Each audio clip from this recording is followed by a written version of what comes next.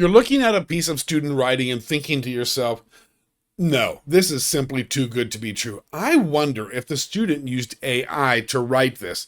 Well, as it turns out, we can actually use AI to look for signs or symptoms of AI writing to develop a follow-up plan, like what are we going to do if we think maybe it's AI, and also to generate strategies so it doesn't happen again in the future. Let's get started.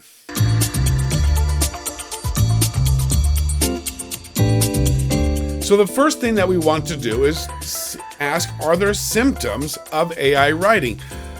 The process begins by already having examples of student writing, and these are going to be writing pieces that the students have created or developed in class under supervision, so you know it's the student's actual work, right? So we want to be able to use the original writing, compare it with the new piece, and see basically, is it different enough? Is the second one different enough that it might not be the student's work? So we're going to start with this prompt here. Now, I've got a document that I've uploaded already, and it contains the original writing and the new piece. You can also submit them as two separate documents. Just say, this document is the original. This document is the new one. Okay. Then what we're going to do is we're going to ask the AI to review it. So we've got the original and the new one. And we're going to ask for an analysis of mechanics, tone, style, vocabulary, logical cohesion, language complexity, and so forth. So all of those things that would characterize writing.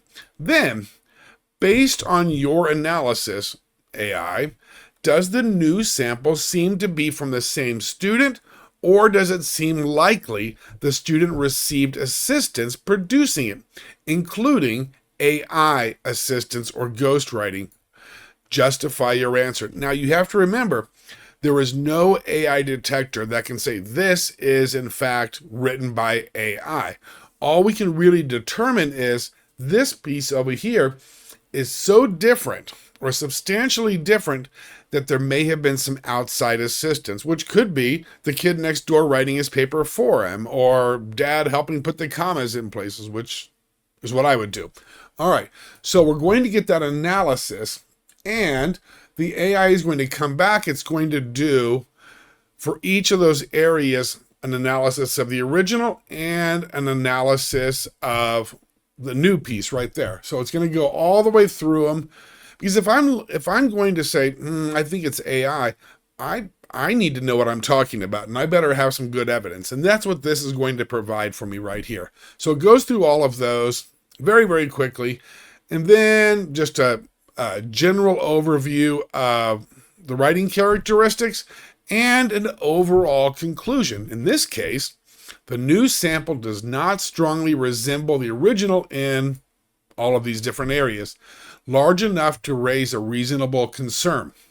Now, it does say, and I believe this is correct, we don't know if it's AI. It could be extensive adult editing or coaching, right?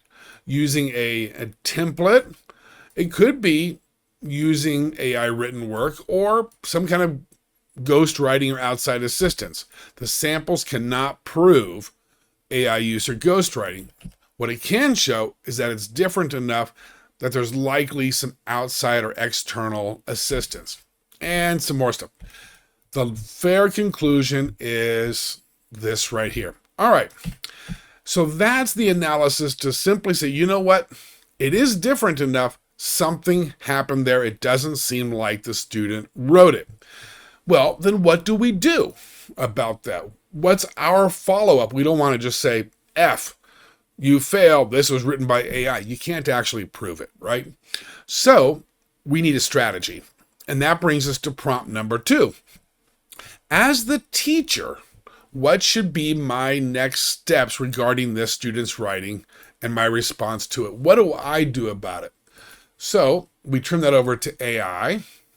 And now we're going to get a nice set of next steps. Keep the evidence. Check the assignment's AI use rule, and so forth.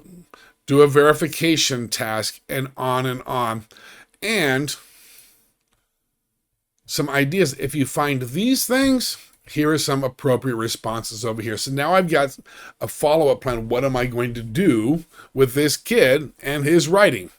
All right, so that's good. But how do we make sure we don't run into this problem the next time or with a different student? What can we do to reduce the chance it happens again? Well, let's get some ideas, right? I want to prevent the questions about authorship. What can I do for the next writing assignment to clarify expectations and to make sure that kids are submitting their own work? We turn that over, and what we get is a very nice set, eventually, as I zoom on down here. Okay, a very nice set of things that I can do as a teacher to reduce the likelihood of this happening again. Because I want the kids to do their own writing. So what can I do? Well, here we go. And I'm going to get a good set of strategies for my class, my context, my students, things that I can do so it doesn't happen again. All right, fantastic. And assistance categories, what's allowed with AI or not AI, some examples of what's allowed, and a rule that I can communicate to my students. Good stuff. All right, and then go on down, writing portfolios, scoring, and so forth. So some good strategies to try for the next time. One of the strategies that's in here, which I espouse personally, is have the students fill out an AI use disclosure for each assignment. If I'm going to tell them ahead of time, here's what you can do and what you can't do, and here are the pieces that I'm going to look at, and here's the process I'm expecting, and all of these things, when the students submit, I want their promise, I guess you could say, that they have followed the rules. I need something that they can sign. And so good stuff there. Run the prompts yourself. Read them. I will note at this point that I'm going to put all of these prompts over on a blog page on our website. So check out the pinned link below. It'll link you directly to the blog post. You can go get these exact prompts there and then modify them for your own use. All right. So copy ready assignment policy. Such good stuff here. Holy moly. And what else? A disclosure statement, but I'm going to give you a better way to do this. Something which is more tailored to your exact class and assignment. So we'll skip that one for now. All right. Lots and lots of good stuff. Then some references that I don't need. All right.